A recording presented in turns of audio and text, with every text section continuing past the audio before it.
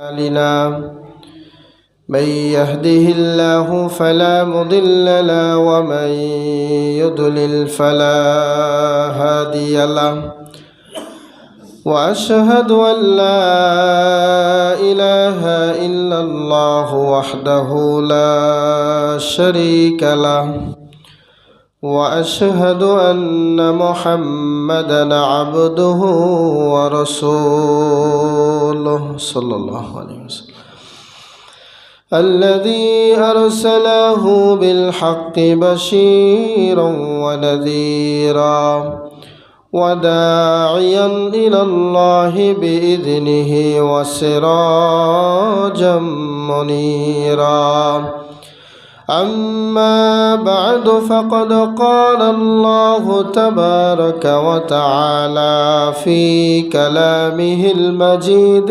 وفرقانه الحميد أعوذ بالله من الشيطان الرجيم بسم الله الرحمن الرحيم ومن أحسن قولا ممن دعا إلى الله وعمل صالحا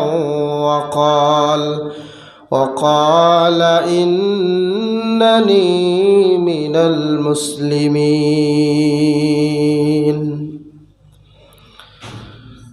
وقال النبي الأمين صلى الله عليه وسلم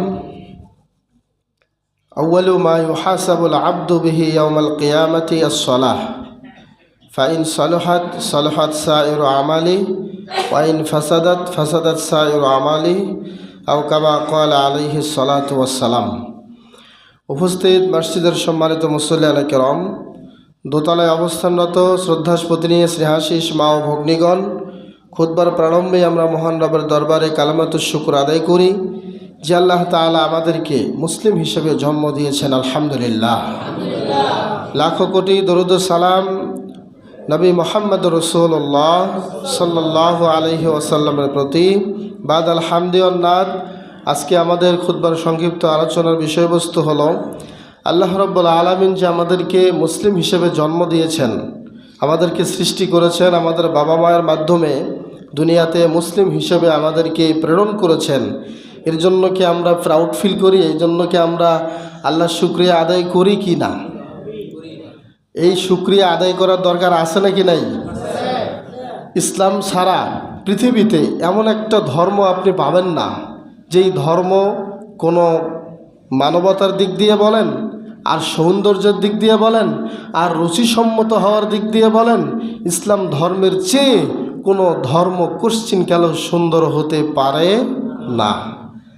আর একটা জিনিস আমাদের সকলেই জানা থাকা দরকার যে ইসলাম মানে হলো আনতা শাহাদা আল্লা ইলাহা ইল্লাল্লাহ ওয়া আন্না মুহাম্মাদার রাসূলুল্লাহ ওয়া ইকামিস সালাহ ওয়া ইতাইজ যাকাহ ওয়াল হাজ্জি ওয়া সাওমি রমাদান। ইসলামের ভিত্তি হলো পাঁচটি, এটা আমরা সকলেই জানি। হাদিসে জিবরাইলের মাধ্যমে আমরা এটা পেয়েছি, সহিহ বুখারীর বর্ণনা।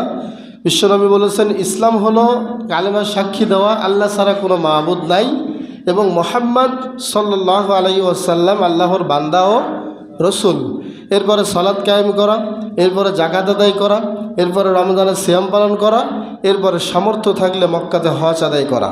এই পাঁচটি হলো ইসলামের মূল ভিত্তি, ইসলামের খুঁটি। এখন এই কাজগুলো যিনি করেন তিনি হলো মুসলিম। তিনি কে? মুসলিম। এই কাজগুলোকে বলা হয় ইসলাম। আর এই কাজগুলো যিনি সম্পন্ন করেন উনি হলেন মুসলিম। মনে রাখবেন, কোনো কিন্তু, যদি বা কোনো শর্ত ব্যতি রেখে সব কিছুকে নিঃশর্তে মেনে নেওয়ার নামই হচ্ছে মুসলিম।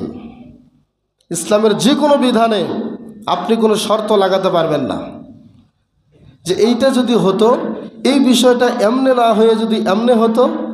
সকালবেলা উঠলাম ঘুম থেকে, সারা দিনে যদি একবার নামাজ পড়া লাগতো, জি না, এই কথা যে বলবে সে কোশ্চিনকালেও মুসলমান হতে পারবে না। তার মানে আল্লাহ যেই বিধান যেভাবে দিয়েছেন বিশ্ব নবীর মুখ দিয়ে যেই আহকাম যেভাবে এসেছে ওই বিধানগুলো ওইভাবেই 100% পালন করার নামই হলো ইসলাম। যদি কেউ এখানে কোনো কিন্তু লাগায়, কোনো শর্ত ঢুকায়, কোনো যদি বলে, সাথে সাথেই তার ইসলাম ভেঙে যাবে, সে ইসলাম থেকে খারিজ হয়ে যাবে। বলেন নাউজুবিল্লাহ। সম্মানিত উপস্থিতি, আমরা সকলেই জানি আমাদের নাম দিয়েছেন মুসলিম। অনেক তাফসীরকারক বলেছেন ইব্রাহিম আলাইহিস সালাতু ওয়াস সালাম আমাদের নাম দিয়েছেন মুসলিম। কেউ কেউ বলেছেন এই মুসলিম নামটা স্বয়ং আল্লাহ দিয়েছেন। বলেন সুবহানাল্লাহ। মিল্লাতাম আবিকুম ইব্রাহিম হুয়া সাম্মাকুমুল মুসলিমিন। স্পষ্ট কোরআনের আয়াত। আল্লাহ পাক বলেছেন তোমরা ইব্রাহিম আলাইহিস সালাতু ওয়াস সালামের মিল্লাতের অনুকরণ করো, কেননা তিনি তোমাদের নাম দিয়েছেন মুসলিম। তিনি আমাদের নাম দিয়েছেন কি করে? মুসলিম করে। চিন্তা করেন, আমাদের নবী তার চাচা আবু তালেবকে মুসলিম বানানোর জন্য কেঁদেছেন নাকি কাঁদেন নাই? কেঁদেছিলেন।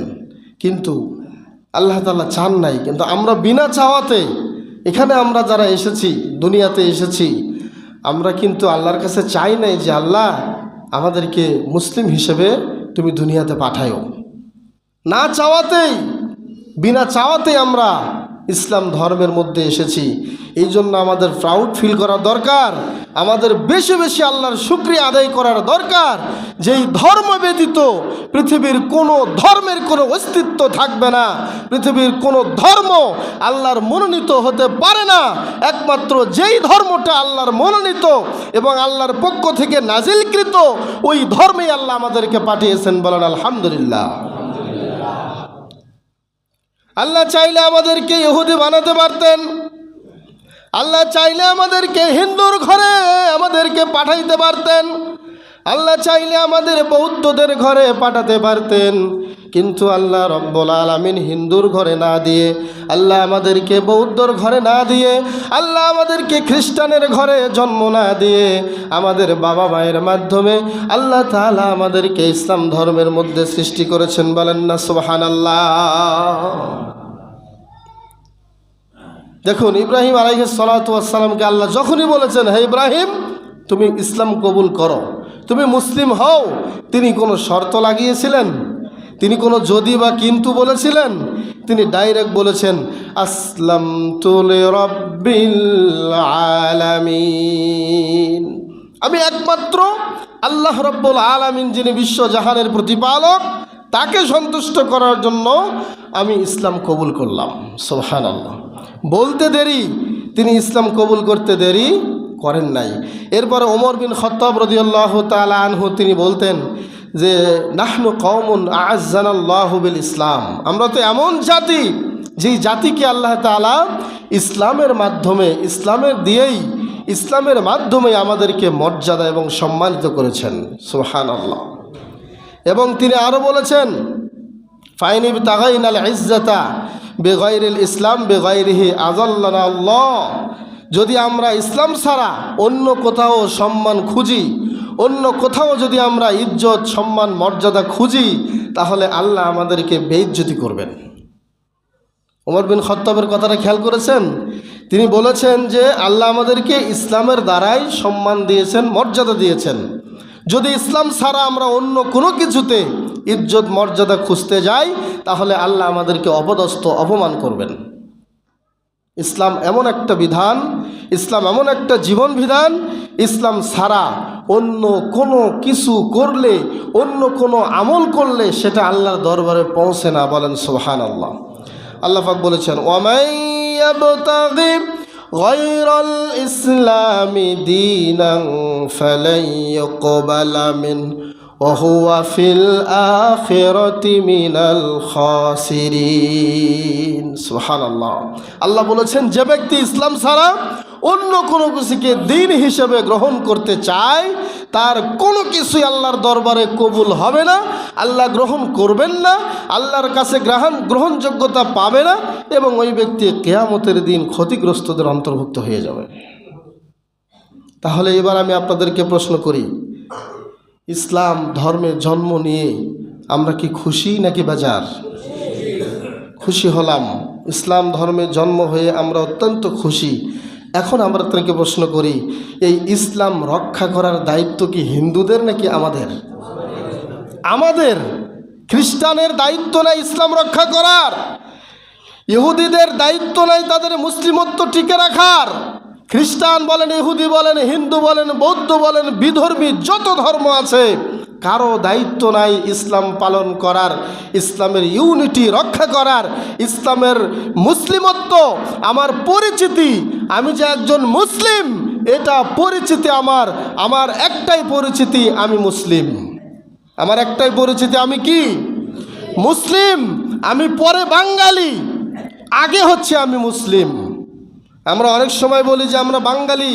আপনি বাঙালি ঠিক আছে, আপনি আমি সবাই বাঙালি, কিন্তু বাঙালির আগে একটা শব্দ যোগ করবেন, আমি মুসলিম বাঙালি। আগে মুসলিম, এরপরে বাঙালি, এরপরে ইন্ডিয়ান, এরপরে সৌদিয়ান, যত কিছু আমরা বলি, প্রথম পরিচয় আমাদের আমরা মুসলিম। এরপরে বিভিন্ন মাযহাব বলেন, বিভিন্ন সংগঠন বলেন, যাই কিছু বলেন না কেন, আল্লাহ রাব্বুল আলামিন আমাদেরকে একটি নামেই তিনি কিয়ামতের দিন খেতাব করবেন, সেটা হচ্ছে মুসলিম। সেটা কি? মুসলিম। আমাদের কি এটা কোনো সংকোচবোধ হয় যে আমরা মুসলিম? এটা বলতে কি আমাদের লজ্জা লাগে? সবাই একটু মুডটা এইভাবে করেন তো, সবাই মুডটা শক্ত করে ধরেন, এভাবে আমার মতো শক্ত করে জোরে বলবেন যে আমি মুসলিম। কি বলবেন? তুমি কে, আমি কে? একটা কথা বলবেন, মুসলিম মুসলিম। আপনি কে, আমি কে?